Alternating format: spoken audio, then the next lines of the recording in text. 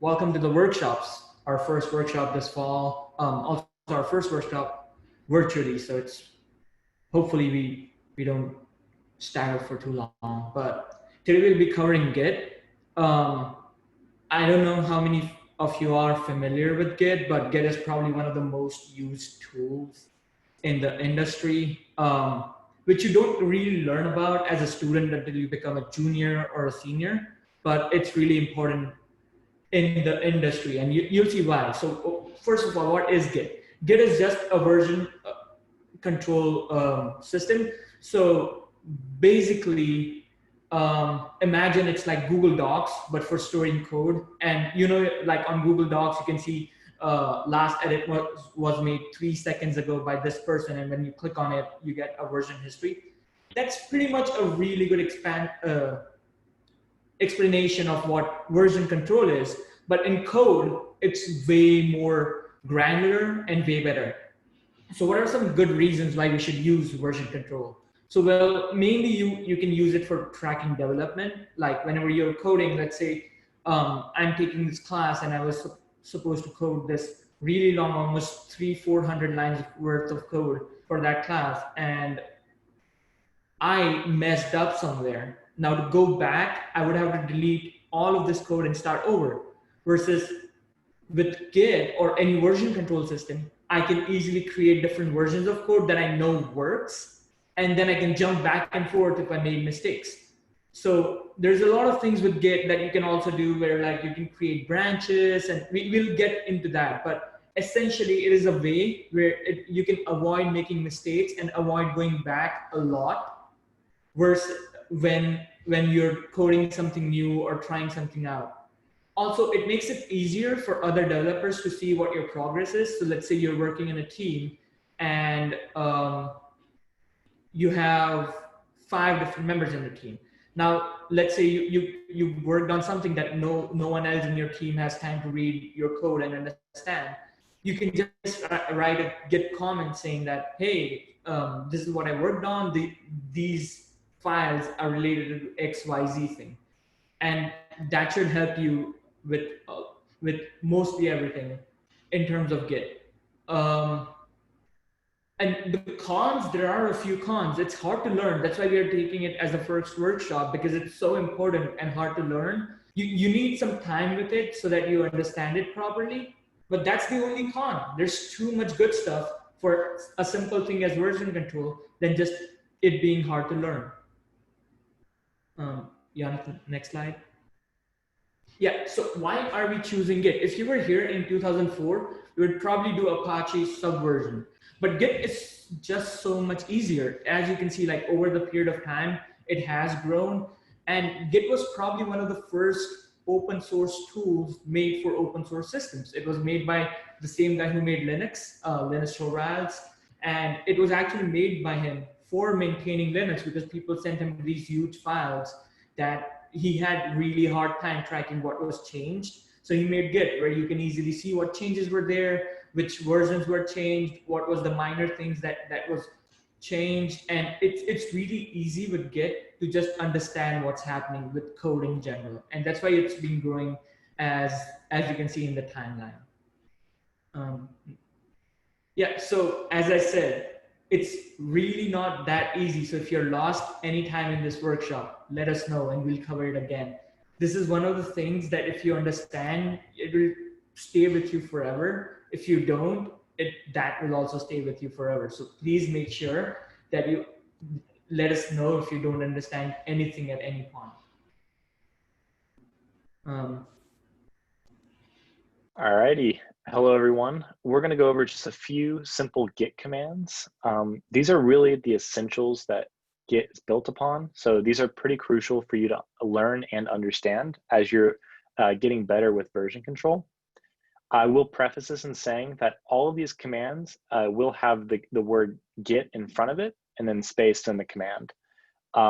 So when creating a repository, if you're doing it on your local machine, you'll use the init.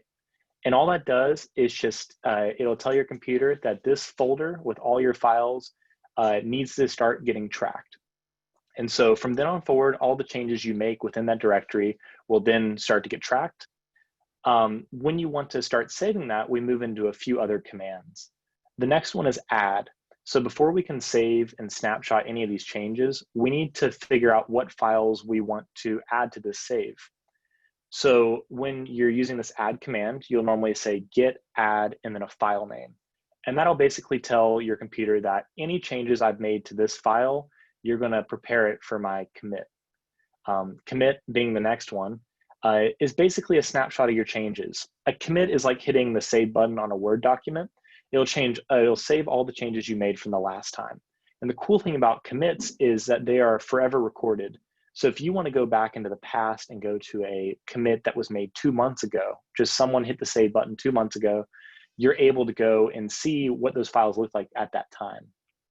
So once you've staged all your files and you've added them all, you can commit and that'll save all those files. And normally you'll add a message to give some contextual information like, hey, just added this feature or fixed a bug. The next one is git status. This one will probably be your best friend. It'll tell you what branch you're on, and it'll tell you what changes have been made. It'll kind of let you know where you are. And I know I just said a few words that you might not know what they are right now, but we'll go over them later in the presentation. But git status is a great place where if you're ever stuck or you don't know what you've already done, just typing git status, it'll let you know a lot of things. Checkout is referring to branches, and we'll go over those a little bit later in this presentation. But checking out just means you are switching to a different branch in your repository. And again, we won't really know what that means, but we'll talk about it in the next few slides. And then these bottom commands are kind of related to when you're working with a remote repository. And so what that means is if you've ever worked on a project using GitHub, that's the most popular remote repository service. There's other ones out there like GitLab and a few other third parties. But these commands you'll use to interact with those platforms.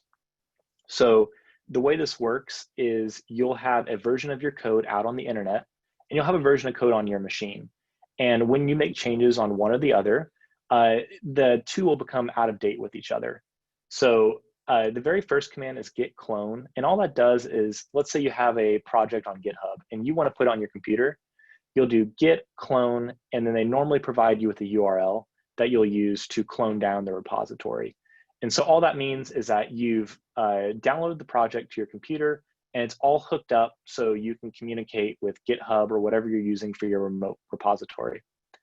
The push command means that any changes that you've made on your local folder, so any commands that any files you've changed and you've committed on your local machine, they won't be reflected in the remote repository or whatever's on the internet. So what you want to do is you want to push all your updates out to the internet so anyone else that's sharing that remote repository can then do the next command, which is pull them down or retrieve those changes. So like Shrey mentioned earlier, version control is really essential when you're working with a team.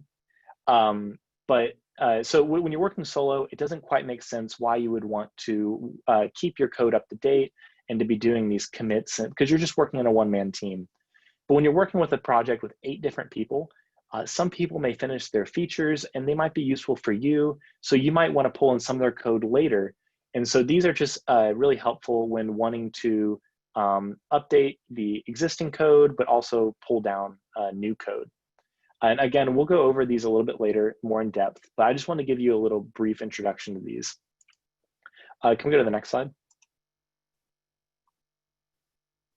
So let's go into what a commit is. On the last slide, I mentioned that it's a snapshot of your changes, and it's kind of like saving a Word document again. You can see on the left-hand side of the picture, we have this cout expression there, and you see that the whole string is undercase. And let's say that my job is to just capitalize it. Maybe that's just not how my company wants it. They want it capitalized. What I'll do is I'll make the changes in my code, and I'll just capitalize it like on the right-hand side.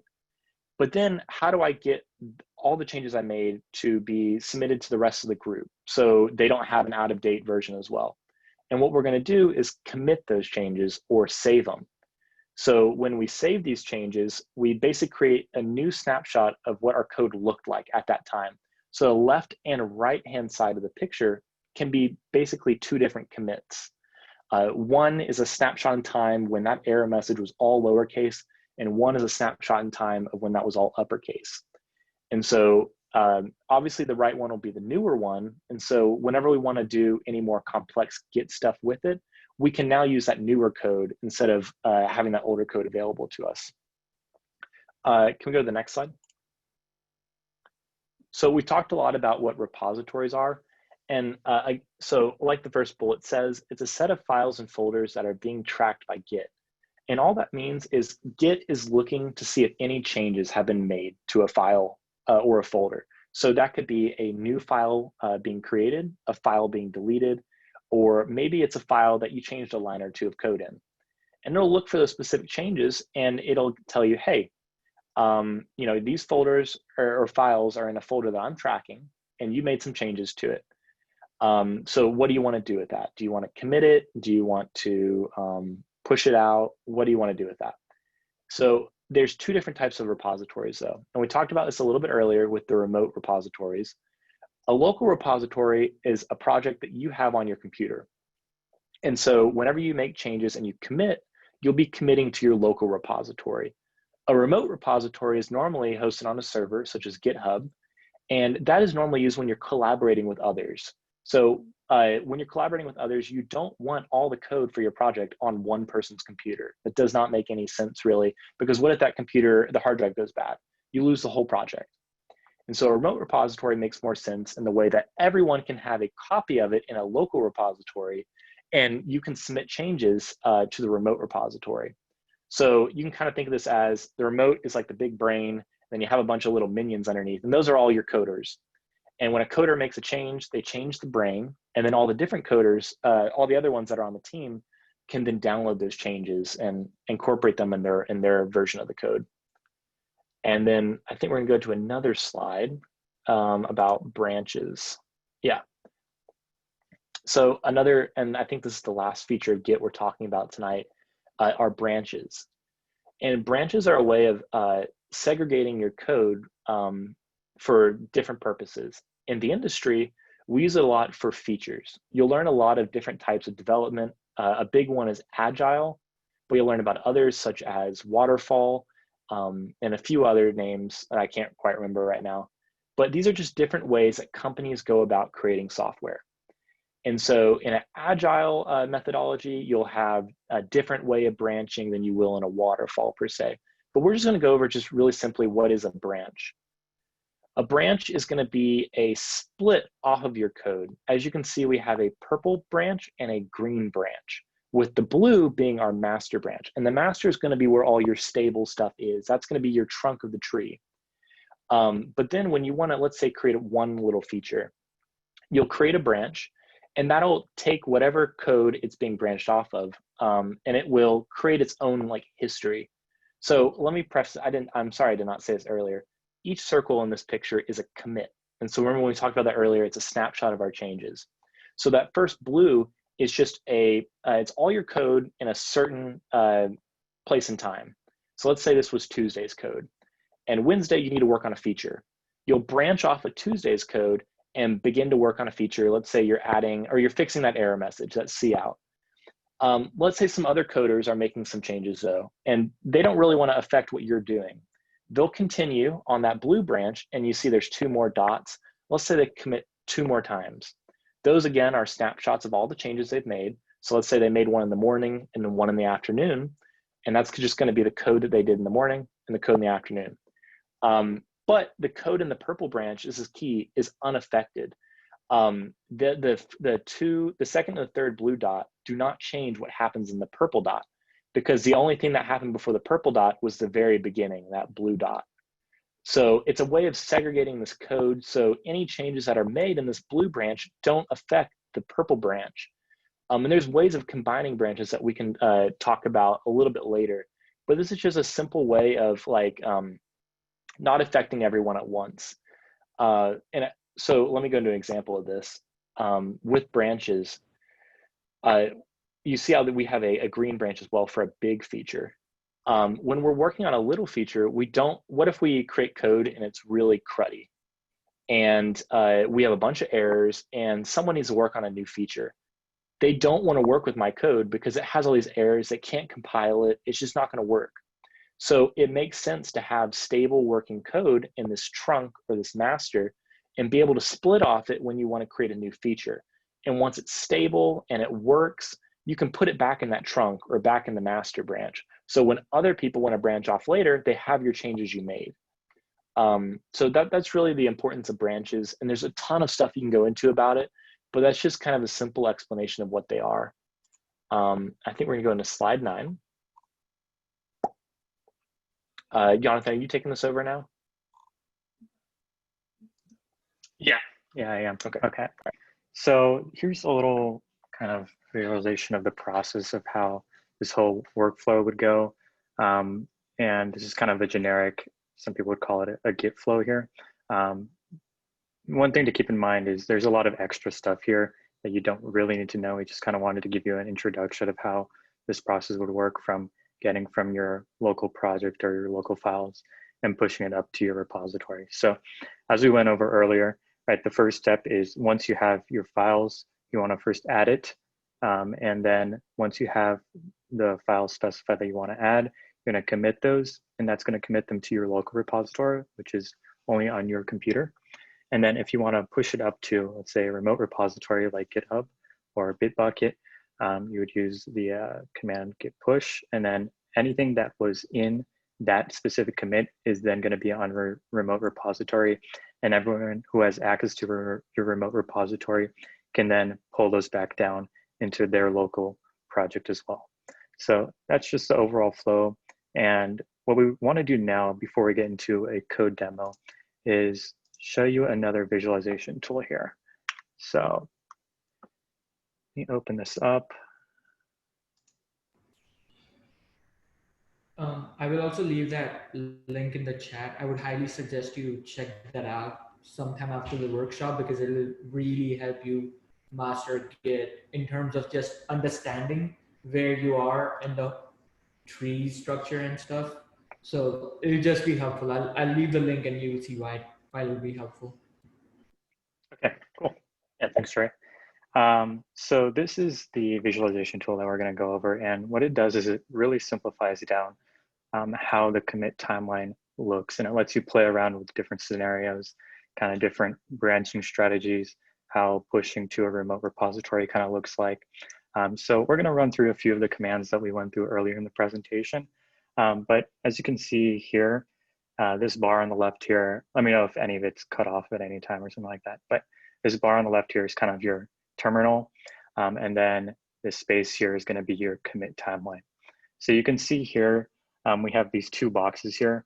The yellow one is going to be our branch that we're on. And then the green one is going to represent where our head is, or actually where the specific snapshot that we're looking at in time, or where our project is opened at, is really what it's going to be. So if we're on a commit and we're viewing those files at that commit, that point in time, that's where our head is going to be. So you can see here that I can easily make a commit by saying in this visualization tool, git commit, right? And what it's going to do is it's going to make another commit that's after this first one here. And the way this works with Git is whenever you commit, each commit is associated with a unique kind of string of numbers and letters, kind of like a hash, to differentiate it between the other ones. So just by simply saying git commit, it adds it to another kind of node here. Let me see if I can zoom in. Is that better? Yeah. Okay, cool. So it adds it right after this first one here. And what happens is our master, we're still on the branch master, it moves over to this new commit, and our head is also on this new commit as well. So one good thing to do is when you commit, you also want to add a message to it, right? To describe what changes you made in those files, or if you deleted anything, right? So let's say the way you do this is after you say git commit, to add a message, you type -m, and then you do quote, you type your message. Usually it's good to keep this to about 4 or 5 words, something that you can quickly read through and remember what happened in that specific commit. So maybe you said, we initialized So new files, and then you close the quote off and you click enter, and there you go, you automatically get another commit, your head moves on and your message is there, right? So the next thing that you could do to take this a step further is to create a branch, right? So say this is your master here and you have a team of 5 people working on your project. And you want to have a new feature implemented inside your project, but no one else is really going to be working on that feature, and you don't want to mess with the master branch because that's what everyone is kind of using as a reference point. And you want to make sure that your branch is separate from that, and that at some point in the future, you can bring your changes from your feature into the master branch without having any issues in the current commit, right? So what you would want to do is create a new branch that starts off of this commit right here in the new files, right? And you want to move on to that branch. So the commit that we discussed earlier is git branch. Now, just typing git branch is going to tell you which branch you're on currently. So if you would have more than one branch, it would list them all out here, and it would put a little star next to the one that you're currently checked out onto. So our head is on master, and that's why it has the tick there. So if we want to make a new branch, you say git branch, and then whatever branch you want to name it. Let's name it feature 1, right? So now that makes another branch, but you see this branch is still going to be located on this commit, but that just means that there's 2 separate branches that are on the same commit. So if we were to run the same git branch as earlier, we'll see that we now have 2 different branches, but we're still on master. But now we want to actually start making our changes to those files and working on that feature. And what we want to do next is actually move on to that feature branch, or what you would call checkout that feature branch. So the way you would do that is with the command git checkout, and then you insert the name of either the commit hash. If you want to go to another commit, you could do that. Or if you want to move to the actual branch, you would put the branch name here. So feature 1, right? So now our head is on feature 1. If you saw that, it switched under to feature 1. And if we do a commit here, say started feature, our branch would now move on, and our master would stay on the init new files, right? Because we've moved on to the feature 1 branch, our head is on there, and whenever we commit, wherever our head is, whichever branch our head is on, that's where the commit is going to be placed. So now if we do another message, on project, it's going to continue going to this branch, right? But what if we switch back to master and we still want to make some changes to master, our feature branch isn't working, right? We would still want to go and check out to that master, and our head moves back to master, and that's now our working directory. And just to show you how this would look if we would add it to add another commit to master, right? So now this master branch has diverted away from feature 1, right? Our feature 1 was initially in line with master, but now we've introduced some new files to master, and it's since diverted from that. So that's just a little bit about branching. It can get a little bit complicated when you're trying to merge back in. We're keeping that out of scope for this workshop for now because we want to just really show you the core fundamentals of what you would need to get up and going. But I think the one last thing we want to show in this visualization tool is exploring with a remote repository, right? So it's kind of the same idea here, except now you have this other box here, which is going to be representative of our remote, or kind of like GitHub, right? This is what our GitHub repository is going to look like, kind of whatever you push up there. That's what everyone can access. Everyone who has access to that repository will see this. So right now, our local repository is in line with our remote, since we have this first commit up here. That's where our master is, and that's where origin master is. So when you see this gray box here, origin, you just can reference up here that's just talking about our remote repository. So let's say when we commit, when you do a commit in your terminal, it's always committing directly onto your local repository, right? It's not going to automatically make those changes up into the remote until you push those. So if you were to make a new commit here,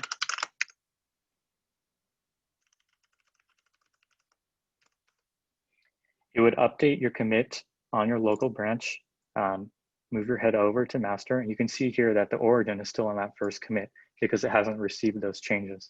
But if we wanted to actually update it onto the remote, you would just use the command to push that branch up. So when you push using Git, it's going to be pushing that branch that you're checked out on specifically. So right now we're checked out on master. So if we just type in git push, it's going to go ahead and take the commit that you're on and everything previously.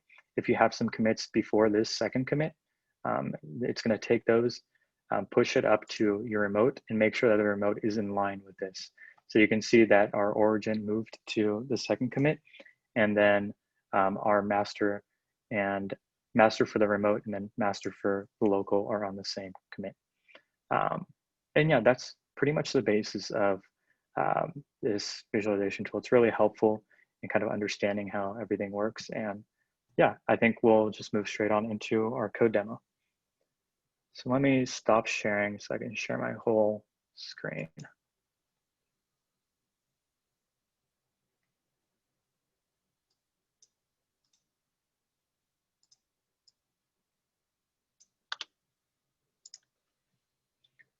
Let me check some questions before I get on. So git push. So git push is going to be taking your local branch here, and it's going to be taking all of your commits for that branch, and it's going to update those changes on the remote repository. So it's going to compare if you have any commits on your local repository with the commits on your remote, and see if there are any new commits on your local. And if there are, it's going to move those up to the remote as well.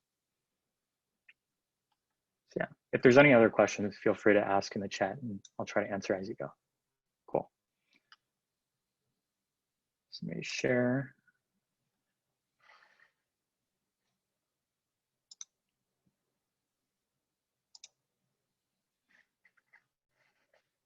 Okay, can you see VS Code there? Yes, okay, cool. So I have a very simple Java program here. I have a class called solution. I'm just going to show you how this would kind of go with that. So we have a question. Once you become a Git master, can you also choose what commits you want to push? Yes, you can choose specific commits that you want to push. There's a lot of different strategies like cherry picking certain commits and moving those onto separate branches and things like that. So you can choose specific commits or files to push or ignore. And yeah, Git is very, very flexible and it's very powerful the further along you get. But here's our simple file that we want to kind of demo here, right? So we have this file initialized, but we don't have a Git repository tied into it. And what I mean by that is we don't have any local repository associated. And one way to check that is just to type in git status, right? And that's going to tell you where you are in your Git repository, if you have any changes made. But right now it says fatal, right? We don't have, this isn't a Git repository, it doesn't have anything in it. And the way we initialize that is simply doing git init. And it initializes this empty Git repository here where we can then say git status. And once you initialize your repository, it's automatically going to make a branch called master. And so once you do git status, it's going to tell you which branch you're on and if you have any untracked files. So since we just started this Git repository, it's not really tracking anything. And if you're in any like big editor, like VS Code or IntelliJ, a lot of times it'll do some highlighting on the side here, and it'll tell you which state your files are in. So right now it's saying that our solution.java file is not tracked, right?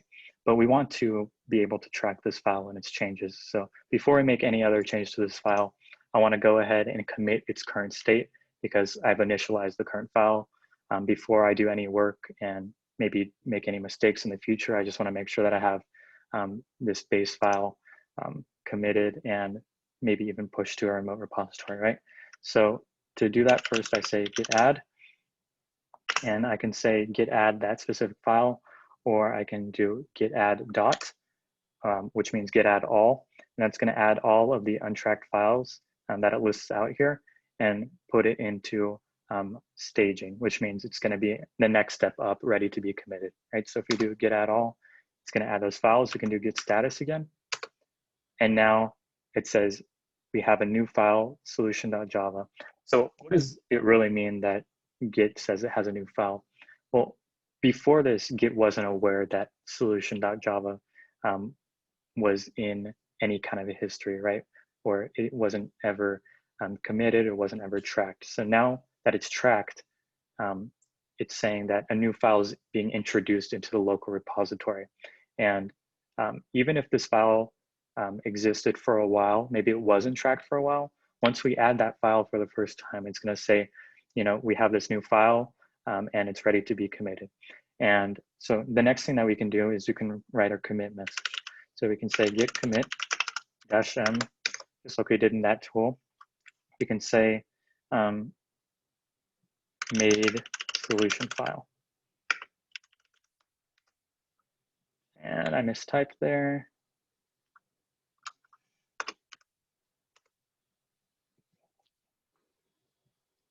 So now it's going to say we've now successfully committed, right? We've changed one file, 8 insertions. That just means like the number of lines that we've changed, right?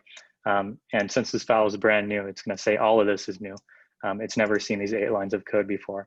And now that that file is committed, if we do git status again, it's going to say that we're clean. That means that everything that is now saved is clean, and we're good to go, good to make our next changes, and so on, right? So before I do anything else, I want to kind of walk you through how you would push this up into a remote repository. And for this, I'm going to be using GitHub. So if you haven't used GitHub before, it's very simple. As a student, you get access to a lot of different kind of features that GitHub supplies you. And it's going to be totally free for like all of the premium features since you're a student. So once you make your account, you go into here, click on your repositories. It's going to take you to a page here with all your different repositories. You go ahead and click on this new button here. And we're just going to give it a name here for Git demo. And I'm just going to make this private. And then it gives you a couple other options. You can initialize it with a README. And you can think of a README as kind of like the face of your repository. It's made using a markdown file, if you ever heard of one of those. And you kind of write some information about your project, what it does, and things like that. But for now, we're just going to skip those and create the repository.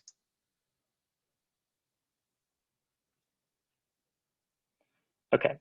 And so most remote repositories, services like GitHub will be very simple and kind of guide you through the process here. So it kind of gives you two options here of how to link this remote repository to your local, right? Because your local repository doesn't know that the remote exists, and the remote doesn't know that your local exists. So how do we link the two? Well, we have two options. We can either create a new local repository on the command line from this repository. And these are kind of the steps to do that. So you would copy each one by one, but we actually already have our repository locally, right? Because we have this Java file. And if you could imagine if there are more files here, that would be our entire project, right? So we already have that. So we could just copy all of these one by one. And you just simply paste it to the command line there. So once we do this, this is basically going to be telling Git, this is going to be our origin. And basically anything that we push from here on out, we want it to be pushing to this repository here. So if you do git remote -v, which means kind of list out verbosely which remote information is connected to this local repository. Once you run that, it's going to say which remote repository it's connected for fetching and pushing. Usually you're only going to have one, but there's some scenarios where you could have multiple different repositories connected for different functions such as fetching and pushing. But for our purposes, you only have one, right? So if we want to push this now, we would just copy this command here. And this is going to push everything from our master branch, which is what we're on right now, up into the repository. So once you let that go, it's going to work for a little bit, and then you can refresh the page here. And you'll see that our one file here has been pushed to GitHub. It's been tracking our changes. We've only had one commit, but you can also see each commit that has been made. And once you go to that commit, you can see every change that has been made in the file as well, right? So that's just kind of the overall concept of connecting to GitHub and making sure that your local repository has a place to be pushed. So I'll just do a quick change here that you can see and push that as well. So make a simple method here, call add.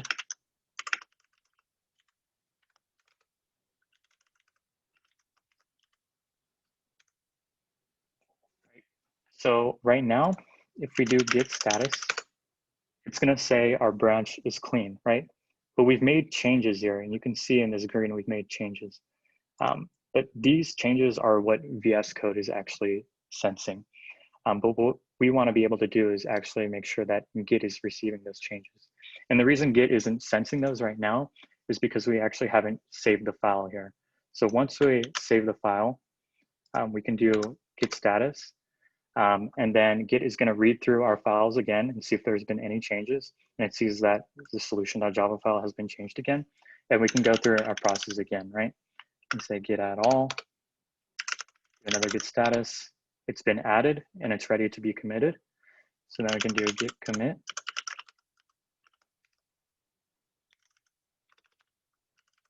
And implemented add method. And now that that's been committed, we can push.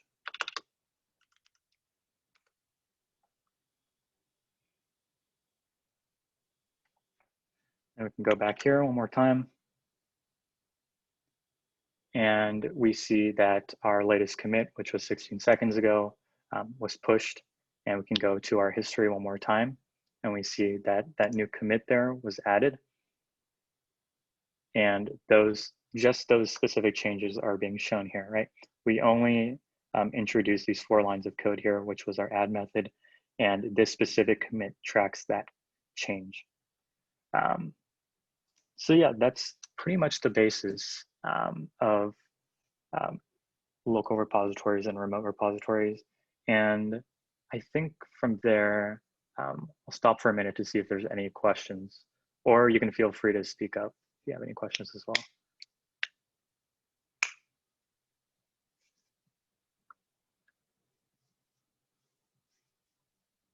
Okay, well, I think we have one more slide to go through.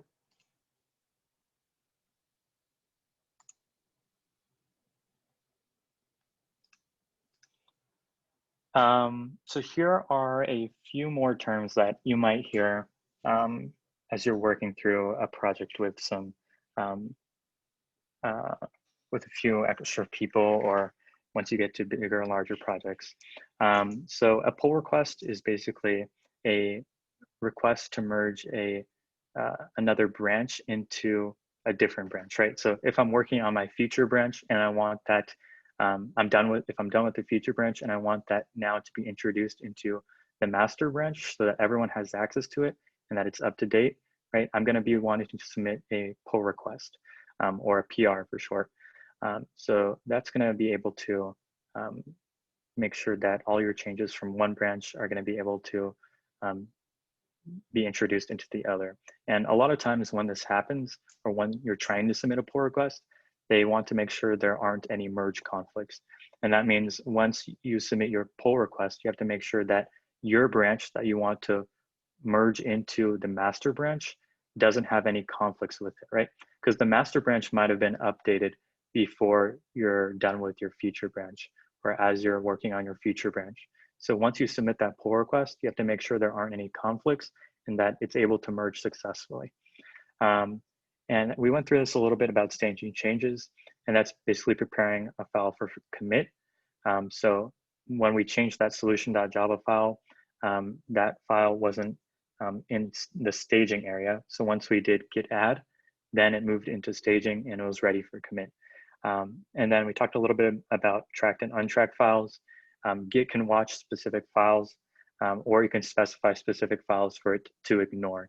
And then it won't prompt you at all to add those or tell you that you made any changes, because sometimes you might have specific keys or sensitive information in some files that you don't want to push up into your more remote repository, because that repository might be public, or maybe each developer might want to have their own unique keys that don't conflict with others. So that's kind of the basis of tracking files. And with that, we have a few other resources that we'll be sending out the slides with. Should definitely check them out. And I think one big point that needs to be stressed is that the best way to learn Git is to basically try and fail, right? There's no real, you can watch a lot of different tutorials and see how other people are doing it, but until you really get involved in your own project and try and see what works and what doesn't, that's going to really determine how you really progress in learning Git, because Git is very, very substantial. There's a lot of things that can still be learned. There's actually conferences that they have just on Git. If you're interested, it's called the Git Merge. I know some people who went there, and it's really fascinating about how much stuff they have on this. But with that, I'll leave it up to questions. I also just wanted to fill in real quick. Jonathan was talking about how it's important. You're not really going to you're not going to fully understand what you've learned tonight just by being here. It's going to take some practice and just some actual use of it for you to fully understand it. Let's say you're not really working on a team project though, and you're just working solo. Like we said before, it doesn't make the most sense for you to go out of your way to use version control when you're working on a project by yourself. But one application is, I know recruiting season's coming up, and a lot of people like to see what projects you've been working on, even if they're solo projects. And so one of the best ways to do that is by uploading them to GitHub. And GitHub does have some features where you don't necessarily need to use the commands we showed you today. You can just do file upload. But if you want to practice and want to get some more understanding of the stuff we taught you today, take the challenge upon yourself and actually create that repository and use those commands when you're making changes, because it may not affect you when you're doing it just by yourself, but when you're working in a team, you won't be able to use those luxuries like a GUI for uploading your files and that sort of stuff. We had one question. Would y'all consider GitHub Desktop more friendly for beginners, especially for those who prefer a GUI? Or would y'all want people to stumble along the way with Git Bash? I can go ahead, Trey. I was going to say, it doesn't really, for me at least, when I use it, it doesn't really matter to me on which way you do it. I agree with Shrey in saying that I think it's better to at least learn the Git Bash way, so doing it through the command line, because you actually know what you're doing. When you're doing it through the GUI, you might be clicking a couple buttons that do a few things for you. And using Git and its basic necessities, I don't know a ton of these advanced things like the cherry picking we talked about earlier. I don't necessarily know how to do that, but just doing the simple pushing and pulling and committing is kind of a fundamental thing that you should at least be familiar with. So when you don't have those GUIs, you're still able to work. Because maybe your company might not like that you use GitHub Desktop, and they might not allow it on your machines. So how do you use Git from then on forward? And you'll more than likely have access to a command line so that you can actually use Git. Right. Yeah. My reasoning was kind of different. For you to fundamentally understand what a commit means, what does staging mean, what does checkouts mean, with GitHub Desktop, it's really easy to switch. And I do use it. I'm not saying you don't, but I do know what I'm doing on GitHub Desktop. And for getting that level of sophistication in, I think you should start the old-fashioned way so that you know what the terms mean. Like, let's say creating a pull request. You can't do that via Git. In general, it's something that GitHub does. And for that, GitHub Desktop is a great tool. But let's say if I want to just stage X amount of changes, or if I want to switch branch, I would still do it the old-fashioned way, because you would understand what's going on in the inside before you try it out on the outside. Because like doing it on the outside is super easy, but you still don't understand the fundamentals. So it's really easy to mess up using GitHub Desktop because it's so easy to do stuff there. So it's kind of a roadblock that you need to put in front of you so that you do know what you're doing on GitHub Desktop. Because I've seen people who accidentally deleted repositories on GitHub Desktop because they didn't know what they were doing. So I would definitely stay away from GitHub Desktop until you know how to do a lot of stuff in Git.